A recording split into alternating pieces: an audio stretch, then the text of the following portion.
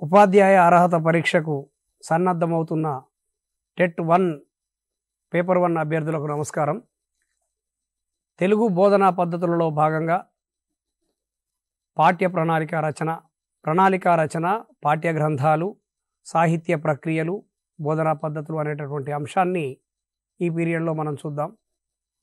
ప్రణాళికా రచన అని అనుకున్నప్పుడు అసలు ప్రణాళిక అంటే ఏమిటి చూస్తే, ఏ పని చేయాలన్నా మనిషికి ఒక ప్లాన్ అనేది అవసరం, ప్రణాళిక అనేది అవసరం. అట్లాగే బోధనకు కూడా, బోధనకు ఒక ప్రణాళిక లేకుండా, ఒక ప్లాన్ అనేది లేకుండా బోధన చేస్తే అది ఒక నిర్దిష్టమైనటువంటి లక్ష్యాన్ని చేరుకోవడానికి అవకాశం ఉండదు. ఏదైనా మనం ఒక లక్ష్యం చేరుకోవాలనుకున్నప్పుడు దానికి ఒక ప్లాన్ ప్రకారం, ఒక ప్రణాళికాబద్ధంగా కృషి చేసినప్పుడే ఆ లక్ష్యాన్ని చేరుకోగలుగుతాం. ఉదాహరణకు మీరు ఇప్పుడు టెట్ చదువుతున్నారు. ఏ పేజీ దొరికితే ఆ పేజీ చదవడం వల్ల మీరు టెట్ లక్ష్యాన్ని సాధించడం కష్టమవుతుంది. దానికి ఒక నిర్దిష్టమైనటువంటి ప్రణాళికతో ఏ సిలబస్ ఎంత మేరకు చదవాలనేది ఒక ప్రణాళికాబద్ధంగా మీరు కృషి చేసినప్పుడే లక్ష్యాన్ని అందుకోగలుగుతారు. ఇక్కడ కూడా ఉపాధ్యాయుడు కూడా బోధనలో ఒక ప్రత్యేకమైనటువంటి ప్రణాళికను ఏర్పరచుకోవాలి. అదే ప్రణాళిక. ఈ ప్రణాళికలు ఎన్ని రకాలుగా ఉంటాయి? ఈ ప్రణాళికలతో పాటు పాఠ్యపుస్తకం పాత్ర ఏమిటి, విద్యాబోధనలో పాఠ్యపుస్తకం పాత్ర ఏమిటి, ఆ పాఠ్యపుస్తకం లక్షణాలు ఏమిటి, పాఠ్యపుస్తకాల్లో ఏముండాలి, అసలు మనకున్నటువంటి సాహిత్య ప్రక్రియలను ఏ విధంగా బోధించాలి, వాటి యొక్క బోధనా పద్ధతులు ఏంటి, మొదలైన అంశాలను మనం ఈరోజు చూద్దాం. ప్రధానంగా ఏ పని చేయాలన్నా నేను ప్రణాళిక ఉండాలి అన్నాను. అట్లనే బోధనాభ్యసన ప్రక్రియలను కూడా ప్రణాళికాబద్ధంగా నిర్వహించవలసి ఉంటుంది. బోధనకు తగిన లక్ష్యాలను ఏర్పాటు చేసుకొని దానికి తగిన ప్రమేయాల కోసం వ్యూహాలు అమలుపరిచి ఫలితాలను సాధించడం ప్రణాళికల యొక్క లక్ష్యం. అంటే ఒక స్ట్రాటజీ అనేది ఉండాలి. ఒక లక్ష్యాన్ని ఏర్పరచుకోవాలి. ఆ లక్ష్యం సాధించడం కోసం ఒక బోధనా వ్యూహాన్ని ఏర్పరచుకోవాలి. ఆ బోధనా వ్యూహం సాధించడానికి మళ్ళీ తన యొక్క వ్యూహం ద్వారా బోధన చేసిన తర్వాత పిల్లవాడు మన లక్ష్యాన్ని చేరుకున్నాడా లేదా అనేది మళ్ళీ చూసుకోవాలి. ఈ విధంగా ఒక సర్కిల్ లాగా ఈ లక్ష్యము, బోధనా వ్యూహము అనేది, లక్ష్యము, ప్రమేయము, బోధనా వ్యూహం అనేది చాలా కీలకమైనటువంటి అంశాలు. కాబట్టి మరి ప్రణాళిక అనేది ఉన్నప్పుడే బోధనా వ్యూహం సఫలమవుతుంది. మరి ప్రణాళిక అంటే ఏమిటి అనేదానికి అనేక మంది విద్యావేత్తలు అనేకమైనటువంటి నిర్వచనాలు ఇవ్వడం జరిగింది. కొన్ని కీలకమైనటువంటి నిర్వచనాలను ఒకసారి చూద్దాం. నిర్దేశించుకున్న లక్ష్యాలను చేరడానికి చేయవలసిన కృత్యాలను ఒక క్రమ వరుసలో అమర్చుకోవడమే ప్రణాళిక అన్నాడు జాన్ అర్జెంటీ. ఇందులో ఏం చెప్పాడు అంటే, ఫస్టే ఉపాధ్యాయుడు ఒక లక్ష్యాన్ని నిర్దేశించుకోవాలి. 1వ తరగతిలో ఈ అంశాలు విద్యార్థులు ఆ తరగతి అయిపోయేలోపు నేర్చుకోవాలి. ఏ సామర్థ్యాలైతే విద్యార్థి నేర్చుకోవాలో అవి నేర్చుకోవడానికి ఉపాధ్యాయుడు ఏం చేయాలో దానికి ఒక ప్రణాళిక, ఒక బోధనా వ్యూహం రూపొందించుకోవాలి. ఆ లక్ష్యాలను చేరుకోవడానికి ప్రయత్నం చేయాలి. దానికి తగిన కృత్యాలను రూపొందించుకోవాలి. అట్లా అమర్చుకోవడమే ప్రణాళిక అంటాడు జాన్ అర్జెంటీ. ఇక కన్ఫ్యూషియస్ అనేటటువంటి తత్వవేత్త భవితకు ప్రణాళిక వేయని మనిషికి ఆదిలోనే అంశపాదు సాక్షాత్కరిస్తుంది అంటాడు. అంటే ప్రతి మనిషికి భవిష్యత్తుకు ఒక ప్రణాళిక అనేది ఉండాలి. లేకపోతే మొదట్లోనే ఆ పని ఆగిపోయే అవకాశం ఉంటుంది. కాబట్టి ఆదిలోనే అంశపాదు అంటే మొదట్లోనే ఆగిపోవడం అనే సందర్భంలో అజాతీయం వాడతాం. కాబట్టి కన్ఫ్యూషియస్ చెప్పినట్లు భవిష్యత్తుకు ప్రతి మనిషికి ఒక ప్రణాళిక అనేది అవసరము. ఇక బెంజమిన్ ఫ్రాంక్లిన్ చెప్పిన నిర్వచనం ప్రకారం తగిన సన్నద్ధత లేకపోవడం విఫలం కావడానికి సన్నద్ధత అవుతుంది అన్నాడు. చూడండి, చమత్కారంగా కనిపిస్తుంది. తగిన సన్నద్ధత అనేది దేనికైనా ఒక రెడీనెస్, సన్నద్ధత అనేది ఉండాలి. ఆ సన్నద్ధత లేకపోవడం అనేది దేనికి కారణం అవుతుందట అంటే మనం ఫెయిల్యూర్ కావడానికి అది సన్నద్ధత అవుతుంది. అంటే తప్పకుండా ప్రతి మనిషి ఒక పని చేయడానికి సంసిద్ధతను ఏర్పాటు చేసుకోవాలి, ప్రణాళికను ఏర్పాటు చేసుకోవాలని చెప్పి ఫ్రాంక్లిన్ చెప్పడం జరిగింది. ఇక భవిష్యత్తులోని వర్తమానంలోకి తీసుకువచ్చి భవిష్యత్తును వర్తమానంలోకి తీసుకొచ్చి దానికోసం పాటుపడబోయే ప్రణాళిక అన్నాడు అలాన్ లైకెన్. భవిష్యత్తును వర్తమానానికి తీసుకొచ్చి దానికోసం పాటుపడడం అంటే భవిష్యత్తులో ఏం చేయాలో అది వర్తమానంలో చేసినప్పుడు మాత్రమే భవిష్యత్తులో ఆ లక్ష్యాన్ని సాధిస్తామని ఈ లైకెన్ యొక్క అభిప్రాయం. ఇక మరి ఈ ప్రణాళికలు ఎన్ని రకాలు, బోధనా ప్రణాళికలు ఎన్ని రకాలు అని చూసినప్పుడు ఈ ప్రణాళిక అంటే అది ఒక సంవత్సరానికి ఉండవచ్చు, లేకపోతే ఒక పాఠానికి ఉండవచ్చు, లేకపోతే ఒక పీరియడ్కి ఉండవచ్చు. ఒక నిర్దిష్టమైనటువంటి కాలానికి ఒక ప్రణాళికను అనేది ఏర్పాటు చేసుకోవాలి. కాబట్టి మరి మన బోధనా విషయంలో ప్రణాళికలు స్థూలంగా 3 రకాలుగా చెప్పుకోవచ్చు. ఒకటి వార్షిక ప్రణాళిక, 2 పాఠ్య ప్రణాళిక, 3 పీరియడ్ ప్రణాళిక. వార్షిక ప్రణాళిక, పాఠ్య ప్రణాళిక, పీరియడ్ ప్రణాళిక. వార్షిక ప్రణాళిక అనేది ఒక సంవత్సర కాలానికి ఉపాధ్యాయుడు నిర్దేశించుకునేటటువంటి ప్రణాళికను వార్షిక ప్రణాళిక అంటాం. పాఠ్య ప్రణాళిక అనేది ఒక పాఠం అంటే పాఠ్యపుస్తకంలో ఉన్న పాఠాల్లో ఒక పాఠం మొత్తం చెప్పడానికి ఎంత అవసరమో అంత నేర్చుకుంటే అది ఎంత అవసరమో దానికి ఒక ప్రణాళిక రూపొందించుకుంటే అది పాఠ్య ప్రణాళిక అవుతుంది. పీరియడ్ పథకం, ఈ పీరియడ్ ప్లాన్ ఏంటంటే ఆ పీరియడ్లో ఏ సామర్థ్యాలు సాధించాలి, అవి ఎంత మేరకు సాధించబడ్డాయి అనేది చూసుకోవడానికి ఏర్పాటు చేసుకున్నటువంటి ప్రణాళిక పీరియడ్ పథకం అవుతుంది. ఇది మనకు ఉన్నటువంటి ప్రణాళికలు. చూడండి, వార్షిక ప్రణాళిక అంటే ఒక సంవత్సర కాలంలో ఒక తరగతి గదిలో విద్యార్థులు సాధించాల్సిన భాషా సామర్థ్యాలను, లక్ష్యాలను దృష్టిలో ఉంచుకొని వాటి సాధనకు రూపొందించుకునేటటువంటి కార్యాచరణ ప్రణాళికను వార్షిక ప్రణాళిక అనొచ్చు. ఈ నిర్వచనం ప్రకారం చూసినప్పుడు ఒక సంవత్సరంలో ఒక తరగతి గదిలోని విద్యార్థులు ఏ భాషా సామర్థ్యాలు సాధించాలి, దానికి ముందే మనం సాధించాల్సిన సామర్థ్యాలు టెక్స్ట్ పుస్తకంలోనే అట్టపైనే మనం ముందు పుస్తకం తెరవగానే సాధించాల్సిన సామర్థ్యాలు అనేవి మనకు కనిపిస్తాయి. అవి ఆ సంవత్సరంలో పూర్తి చేయాల్సి ఉంటుంది. మరి అదొక లక్ష్యం మనకు.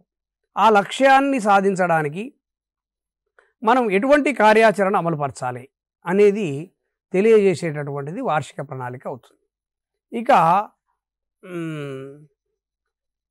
ఒక సంవత్సర కాలంలో పిల్లలు సాధించాల్సినటువంటి భాషా సామర్థ్యాలు ఈ వార్షిక ప్రణాళికలో మనం పొందుపరచుకోవాలి. అంటే ఏ సామర్థ్యాలు అయితే పిల్లలు సాధించాలో అవి వార్షిక ప్రణాళికలో మనం రాసుకోవాల్సి ఉంటుంది. తరువాత ఆ సంవత్సర కాలంలో విద్యార్థుల్లో రూపొందించే సామర్థ్యాలను దృష్టిలో పెట్టుకొని ఒక్కో పాఠాన్ని ఎన్ని పీరియడ్లలో బోధించగలమో ముందే ఒక ప్రణాళిక వేసుకోవడం పాఠ్య ప్రణాళిక అవుతుంది. అంటే ఉదాహరణకు ఒక తరగతిలో 12 పాఠాలు ఉన్నాయి, తెలుగు పాఠాలు. మరి 12 పాఠాలతో పాటు మనకు సహపాఠ్య కార్యక్రమాలు ఉంటాయి, ఈ సమ్మేటివ్ అసెస్మెంట్ పరీక్షలు ఉంటాయి. ఇవన్నీ దృష్టిలో పెట్టుకొని ఒక్కొక్క పాఠాన్ని ఎన్ని పీరియడ్లలో బోధించడానికి వీలవుతుంది అనేది ఉపాధ్యాయుడు ఆ పాఠాల వారీగా పీరియడ్లను విభజించుకొని పాఠ్య ప్రణాళిక తయారు చేసుకోవాలి. ఇది పాఠ్య ప్రణాళిక అవుతుంది. సంవత్సరంలో సాధించాల్సిన మొత్తానికి రాసుకునే ప్రణాళికనేమో వార్షిక ప్రణాళిక అవుతుంది. ఒక్కో పాఠానికి ఎన్ని పీరియడ్లలో బోధించవచ్చునో, ఏ విధంగా బోధించాలో రాసుకునేది పాఠ్య ప్రణాళిక అవుతుంది. ఇక ఒక పీరియడ్లో తరగతి గదిలోకి ఉపాధ్యాయుడు వచ్చినప్పుడు ఆ పీరియడ్లో పాఠంలోని ఏ అంశాన్ని బోధించబోతున్నాడు, దానికి ఏ బోధనా వ్యూహాన్ని అమలుపరచబోతున్నాడు అనేది తెలియజెప్పేటటువంటిది పీరియడ్ పథకము అంటాం, దాన్ని పీరియడ్ ప్లాన్. అట్లా వార్షిక ప్రణాళిక, పాఠ్య ప్రణాళిక, పీరియడ్ ప్లాన్, ఈ 3 ప్రణాళిక రచనలో కీలకమైనటువంటి ప్రణాళికలు. మరి ఈ ప్రణాళికల తర్వాత మరొక అంశం ఏమిటంటే టెక్స్ట్ బుక్. పాఠ్య పుస్తకం అనేది చాలా కీలకమైనది. అసలు ఉపాధ్యాయుడికి గొప్ప బోధనోపకరణం ఏమిటి అంటే మొట్టమొదట పాఠ్యపుస్తకం. మరి ఈ భాషను నేర్చుకోవడానికి, భాషను బోధించడానికి ఉపయోగపడే ఒక కీలకమైన వనరు పాఠ్యపుస్తకం అని చెప్పవచ్చు. మరి ఎవరు ఈ పాఠ్యపుస్తకాలను తయారు చేస్తారు చూసినప్పుడు రాష్ట్ర స్థాయిలో అయితే SCERT, state council for education research and training, రాష్ట్ర విద్యా పరిశోధన శిక్షణ సంస్థ అని రాష్ట్ర స్థాయిలో ఉంటుంది. జాతీయ స్థాయిలో అయితే ఇప్పుడు CBSE లాంటి సిలబస్ల కోసం పుస్తకాలు తయారు చేసేది NCERT, national council for education research and training. ఇట్లా SCERT, NCERTలు పాఠ్యపుస్తకాల నిర్మాణాన్ని చేపడతాయి. మరి ఈ పాఠ్యపుస్తకం ఎట్లా ఉండాలి చూసినప్పుడు పాఠ్యపుస్తకం ఫస్ట్ విద్యార్థిని ఆకర్షించేది పాఠ్యపుస్తకం యొక్క భౌతిక రూపం. అది చూసిన తర్వాతనే లోపల ఏముందనే విషయాన్ని విద్యార్థి చూస్తాడు. కాబట్టి మరి భౌతిక రూపం ఎట్లా ఉండాలి అన్నప్పుడు ప్రధానంగా ముఖ చిత్రం ఆకర్షణీయంగా ఉండాలి. పుస్తకం పట్టుకోగానే చాలా అందమైనటువంటి ముఖ చిత్రం కనిపించాలి. ఇప్పుడు తెలంగాణ రాష్ట్ర ప్రభుత్వం వచ్చిన తర్వాత రూపొందించబడ్డటువంటి 2015 తర్వాత రూపొందించబడిన పాఠ్యపుస్తకాలు చూడండి, చాలా పూర్తి స్థాయిలో రంగులతో, కలర్ఫుల్ అట్టలతో పిల్లవాడు చూడగానే ఆ పుస్తకాన్ని ఆకర్షితులయ్యేలాగా చాలా అందంగా రూపొందించారు. అట్లా పాఠ్యపుస్తకం యొక్క భౌతిక రూపం పిల్లవాడిని ఆకర్షించే విధంగా ఉండాలి. ఇంకొకటి సైజ్. పుస్తకం హ్యాండీగా పిల్లవాడు చేతిలో పట్టుకుంటే పిల్లవాడి చేతిలో పట్టుకునేంత సైజులో పుస్తకం ఉండాలి. మరీ భారీగా ఉండకూడదు, అలాగని చిన్నగా ఉండకూడదు. పిల్లవాడు పట్టుకొని ఆ పుస్తకాన్ని చదువుకోవడానికి చాలా ఎంజాయ్ చేసేటట్లుగా పుస్తకం యొక్క సైజు ఉండాలి. పాఠ్యపుస్తకం లేఅవుట్ అది చదవడానికి, అర్థం చేసుకోవడానికి అనుగుణంగా ఉండాలి, ఆకర్షించే విధంగా ఉండాలి. అట్లాంటి అందమైన లేఅవుట్ కూడా అవసరం. ఇక పాఠ్యపుస్తకంలో ప్రధానంగా అంతర్చిత్రాలు కూడా ముఖ్యమైనవి. ఇదివరకు బ్లాక్ అండ్ వైట్ బొమ్మలు ఉండేవి పాఠ్యపుస్తకాల్లో, అదంతా ఆకర్షణీయంగా ఉండేది కాదు. కానీ ఇప్పటి పుస్తకాలు పూర్తి స్థాయి రంగుల చిత్రాలు, పూర్తి స్థాయి కలర్ చిత్రాలతోటి అత్యంత ఆకర్షణీయంగా ఆ రంగుల అమరిక కంటికి ఇంపుగా కనిపిస్తుంది. ఇంకోటి క్వాలిటీ పేపర్. మీరు బాగా గమనిస్తే అత్యంత నాణ్యమైన పేపరు పాఠ్యపుస్తకాలకు వాడతారు. చాలా క్వాలిటీ పేపర్ ఉంటుంది. విద్యార్థి చేతితో తిరగవేసేందుకు వీలుగా ఉన్నటువంటి నాణ్యత ఆ మన పుస్తకాలకు ఉంటుంది. పాఠ్యపుస్తకం ధర కూడా వాళ్ళకు అందుబాటులో ఉండాలి. పాఠ్యపుస్తకం ధర అనేది కూడా చాలా ముఖ్యమైనదే. అది చాలా అందుబాటులో ఉండాలి. అంటే మరీ ఎక్కువ ధర పెడితే కూడా సాధారణ పిల్లవాళ్ళకు అందదు. ఇంకొకటి, ఇప్పుడు అయితే ప్రభుత్వ పాఠశాలలో చదివే పిల్లలందరికీ కూడా ప్రభుత్వమే ఉచితంగా అత్యంత నాణ్యమైన పుస్తకాలను సరఫరా చేస్తున్నది. ప్రైవేట్లో చదువుకునే పిల్లలు మాత్రమే కొనుక్కోవాల్సి ఉంటుంది. వాళ్ళకు కూడా సరసమైన ధరల్లో ప్రభుత్వం సబ్సిడీలను భరించి మరీ పుస్తకాలను అందజేస్తున్నది. అట్లా పిల్లవాడికి అందుబాటులో ఉన్న ధరల్లో పుస్తకం ఉండాలి. ఇది పాఠ్యపుస్తకం యొక్క భౌతికమైన స్వరూపం. మరి పాఠ్యపుస్తక అంతఃస్వరూపం ఎట్లా ఉండాలి అంటే అందులో ఏం ఉండాలి, పిల్లవాడు ఏం నేర్చుకోవాలి చూసినప్పుడు ఒక సంవత్సర కాలంలో ఏ అంశాలు నేర్చుకోవాలో అందులో ఉండాల్సిన భాషా విషయాలు ఏమిటో స్పష్టంగా ఉండాలి. ఇది ఒకప్పుడు ఉండేది కాదు. ఇప్పటి కొత్త పుస్తకాల్లో ఈ సంవత్సరంలో విద్యార్థి నేర్చుకోవాల్సిన సామర్థ్యాలు ఇవి అని చాలా స్పష్టంగా పాఠ్యపుస్తకాల్లోనే పొందుపరిచారు. పైగా తరగతి గదుల్లో కూడా డిస్ప్లే చేస్తున్నారు. ఇవన్నీ ఏమిటి అంటే పిల్లవాడికి మానసికంగా సంసిద్ధుడు కావాలి. అది చదవగానే ఓహో ఈ తరగతిలోపు నేను ఈ అంశాలన్నీ నేర్చుకోవాలి అనే భావన పిల్లల్లో కలగాలి, నేర్పాలన్న భావన ఉపాధ్యాయుల్లో కలగాలి. అట్లా పాఠ్యపుస్తకం ముందే ఒక లక్ష్య నిర్దేశం చేసేటట్లుగా ఉండాలి. తర్వాత అందులో ఉండాల్సిన భాషా విషయాలు కూడా, అంటే ఏ అంశాలు మనం నేర్పబోతున్నాం, ఏ వ్యాకరణ అంశాలు నేర్పబోతున్నాం, ఎంత పదజాలం నేర్పబోతున్నాం, ఇదంతా కూడా ఒక నిర్దిష్టంగా స్పష్టంగా ఉండాలి. ఇంకొకటి, లక్ష్యం నిర్దేశించుకోవడమే కాదు, ఆ లక్ష్య సాధనకు మనం ఇచ్చినటువంటి పాఠ్యాంశాలు ఏవైతే ఉన్నాయో అవి ఆ లక్ష్య సాధనకు దోహదపడే విధంగా ఉండాలి. అంటే విద్యార్థి ధారాళంగా పద్యాన్ని చదవాలి అనేది లక్ష్యంగా నిర్దేశించుకున్నప్పుడు ఆ ధారాళంగా విద్యార్థి చదవగలిగే పద్యాలను అందులో పెట్టాలి. అట్లా లక్ష్యాలను సాధించే విధంగా పాఠ్యపుస్తకం ఉండాలి. ఇక బోధనా ప్రణాళికకు అనుగుణంగా పాఠ్యపుస్తకంలోని విషయాలు ఉండాలి. అంటే ఉపాధ్యాయుడు రూపొందించుకునేటటువంటి బోధనా ప్రణాళిక ఏదైతే ఉంటుందో దానికి అనుగుణంగా ఉండే పాఠ్యాంశాలు ఉండాలి. పాఠ్య విషయాలు విద్యార్థుల తరగతుల స్థాయికి తగిన విధంగా ఉండి ఆసక్తికరంగా ఉండాలి. ఎందుకంటే చాలా కఠినమైనటువంటి గద్యాన్ని తీసుకొచ్చి 3వ తరగతి 4వ తరగతి పిల్లలకు పెడితే అది నిష్ప్రయోజనం. కాబట్టి పిల్లల స్థాయి ఏమిటి, పిల్లలు ఎంత మేరకు నేర్చుకోగలుగుతారు అది ఆలోచించి దానికి తగిన పాఠ్యాంశాలను ఆ తరగతి వాచకాల్లో పొందుపరచాలి. అప్పుడు మాత్రమే పిల్లవాడు నేర్చుకోవడానికి ఇష్టపడతాడు, ఆసక్తికరంగా నేర్చుకుంటాడు. ఇక పాఠ్యపుస్తకం అనేది ప్రధానంగా రాజ్యాంగబద్ధంగా ఉండాలి, ప్రభుత్వ విధానాలకు అనుగుణంగా ఉండాలి.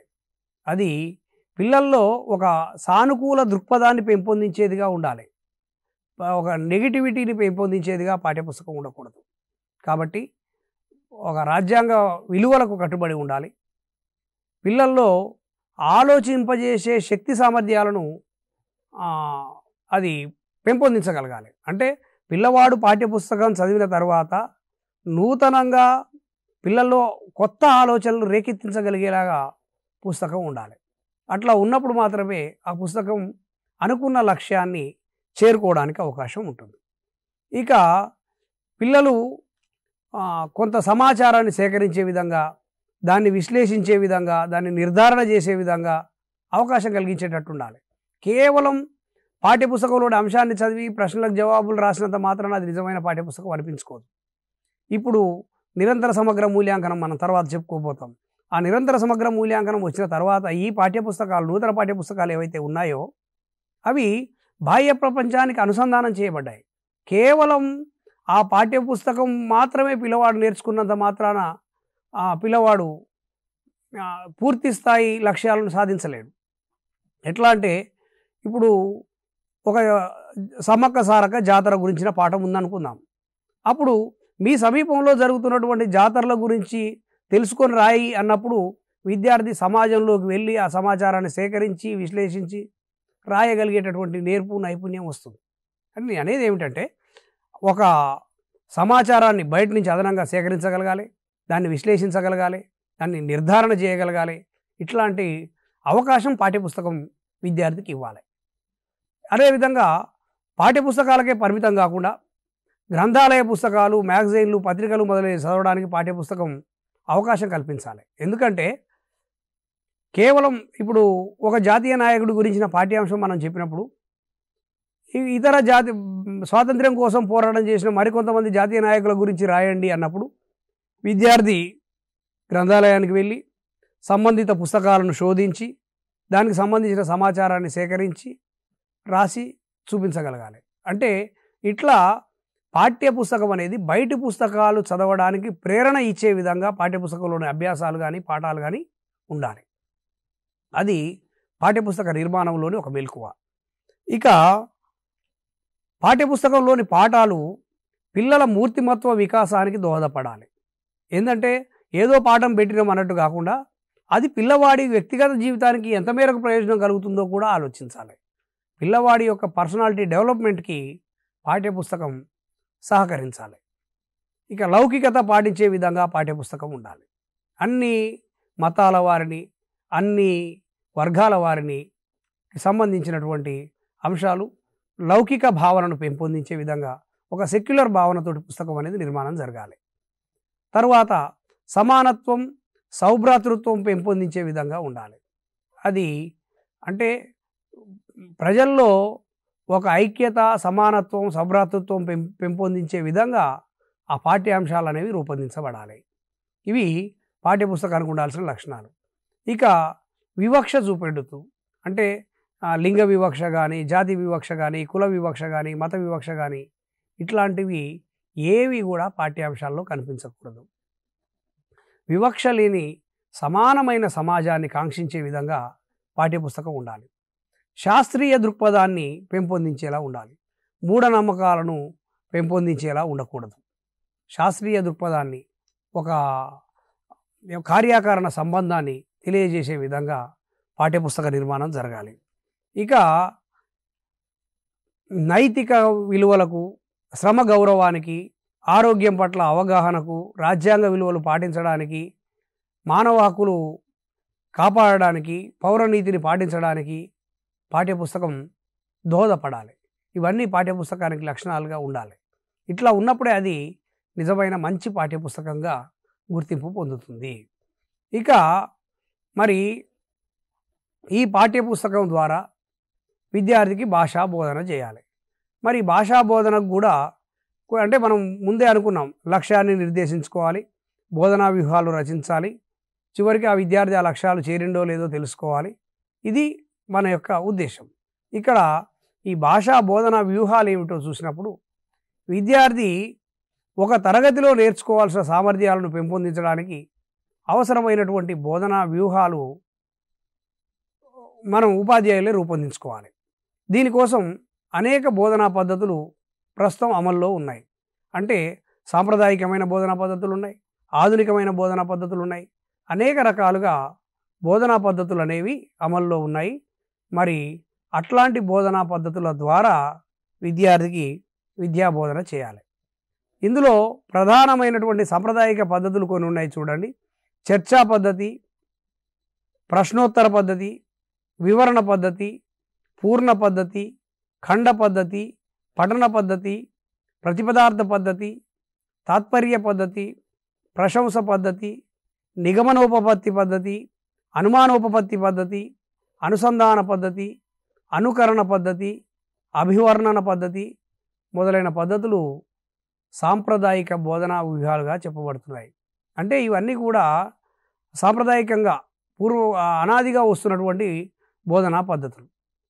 ఇందులో కొన్ని పద్య భాగాలకు, కొన్ని గద్య భాగాలకు ఉపయోగపడే విధంగా ఉంటాయి. చర్చా పద్ధతి, ప్రశ్నోత్తర పద్ధతి, వివరణ పద్ధతి ఇవి మనకు గద్య భాగాలకు ఉపయోగపడతాయి. ఈ పూర్ణ పద్ధతి, ఖండ పద్ధతి, ప్రతిపదార్థ పద్ధతి, తాత్పర్య పద్ధతి ఇవన్నీ కూడా పద్య భాగ బోధనలో ఉపయోగపడతాయి. ఇట్లా సాంప్రదాయికమైనటువంటి పద్ధతులుగా ఇవి చలామణిలో ఉన్నాయి. ఇవి కాకుండా ఆధునికమైనటువంటి బోధనా పద్ధతులు కూడా మనకు అందుబాటులో ఉన్నాయి.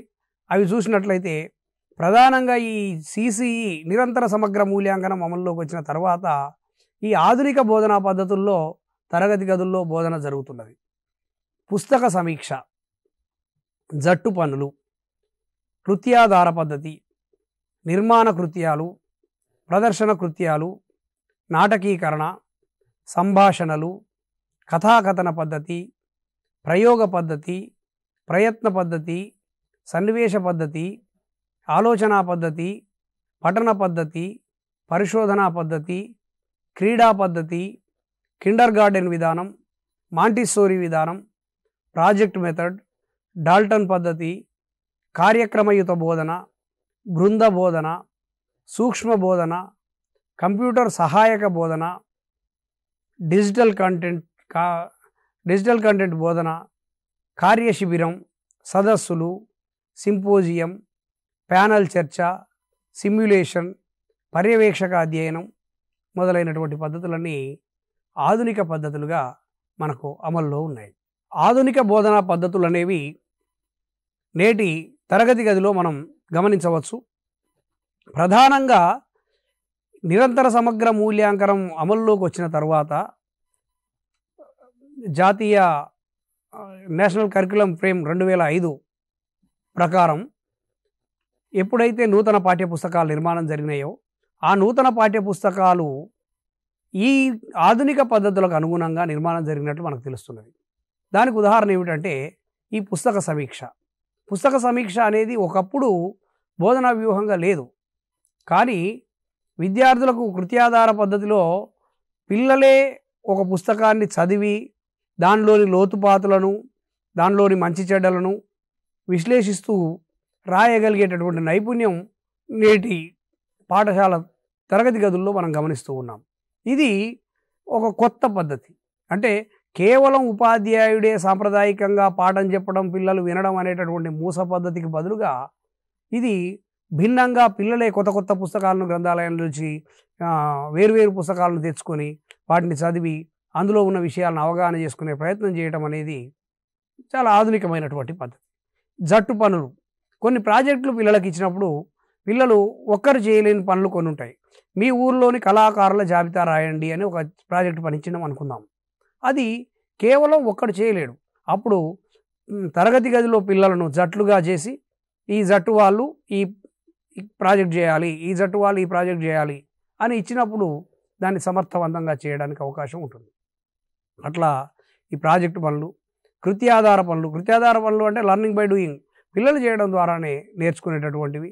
అదేవిధంగా కొన్ని ప్రదర్శనలు, పిల్లలు తాము చేసినటువంటి కృత్యాలను ప్రదర్శనలుగా పెట్టడం, కొన్ని పాఠాలను నాటకీకరణ రూపంలో అంటే సంభాషణల రూపంలో తరగతి గదిలోనే ప్రదర్శింపజేయటం, ఇట్లాంటి వాటికి ఇప్పటి బోధనా విధానాలు ఆసక్తి. అంటే ఈ ఆధునిక బోధనా విధానాలను మనం గమనించినట్లయితే విద్యార్థి కేంద్రీకృతంగా కనిపిస్తాయి ఇవి. అంటే విద్యార్థి తాను ఏదైతే నేర్చుకోవాలో అది తాను చేస్తాడు. అంటే కేవలం వినడం అనేది అత్యంత సాంప్రదాయికమైనది, చూడడం అనేది దానికంటే కాస్త మెరుగైనది, కానీ చేయడం అనేది అన్నిటికంటే ఉత్తమమైనది. అదే చైనీస్లో ఒక ప్రావర్బ్ ఉంటుంది చూడండి, ఇది వింటే మర్చిపోతాం, చూస్తే గుర్తుంచుకుంటాం, చేస్తే నేర్చుకుంటాం అని దాని సారాంశం. అంటే ఇక్కడ పిల్లవాడు గతంలో సాంప్రదాయికమైన విధానంలో ఉపాధ్యాయుడు ఉపన్యాస పద్ధతిలో బోధన చేస్తుంటే పిల్లవాడు వింటూ కూర్చునేవాడు. ఇప్పుడు ఆ విధానం లేదు. అట్లా వినడం వల్ల పిల్లవాడు ఆసక్తికరంగా తరగతి గది ఉండేది కాదు. కాబట్టి ఇప్పుడు పిల్లవాడే యాక్టివ్గా తరగతి గదిలో పాల్గొంటున్నాడు. కాబట్టి గతంలో పిల్లవాడు ప్యాసివ్గా కేవలం ఉపాధ్యాయుడు యాక్టివ్గా ఉండేది, కానీ ఇప్పుడు విద్యార్థి యాక్టివ్గా ఉన్నాడు, చైల్డ్ సెంటర్డ్ అయింది. కాబట్టి పిల్లవాడే నాటకం వేస్తున్నాడు, పిల్లవాడే ప్రదర్శన పెడుతున్నాడు, పిల్లవాడే వస్తువులు తయారు చేస్తున్నాడు, పిల్లవాడే పుస్తక సమీక్షలు చేస్తున్నాడు. ఇట్లా పిల్లవాడిని ఎక్కువగా ఇన్వాల్వ్ చేయడం అనేది ఆధునిక పద్ధతుల్లో మనకు కనిపిస్తుంది. ఈ విధంగా బోధనా పద్ధతుల్లో వచ్చిన మార్పుల ఆధారంగా మనం బోధనా వ్యూహాలను ఈ ఆధునిక బోధనా పద్ధతుల ద్వారా బోధనా వ్యూహాలను రచించుకొని ఆ మేరకు తరగతి గదిలో బోధన చేసినప్పుడు మనం ఏర్పరచుకున్న పాఠ్య ప్రణాళిక సఫలమవుతుంది, అనుకున్న లక్ష్యాలను చేర్చుకోగలుగుతాం, సాధించవలసినటువంటి సామర్థ్యాలను సాధించగలుగుతాం. ఇది మనకున్నటువంటి బోధనా పద్ధతులు, అదేవిధంగా పాఠ్యపుస్తకం లక్షణాలు మొదలైన అంశాలు. ఇక మరొక అంశంతో మరొక పీరియడ్లో కలుద్దాం. నమస్కారం.